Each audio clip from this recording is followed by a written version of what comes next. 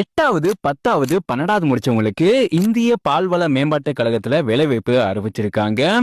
எப்படி அப்ளை பண்ணணும்னு சொல்றேன். மிஸ் பண்ணாம எல்லாருமே அப்ளை பண்ணுங்க.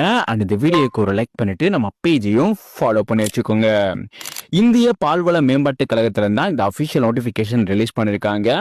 டோட்டலா 6300 வேகன்சிஸ் வந்து இருக்கு. உங்களுக்கான பணிகள் பொறுத்த வரைக்கும் எழுத்தர், உதவியாளர், பியூன், கணக்காளர்னு 24 விதமான பதவிகள் கொடுத்திருக்காங்க.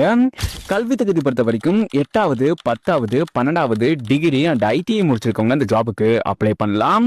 சேலரி 18,000 இருந்து 56,900 வரைக்கும் சேலரி வந்து இருக்கும்.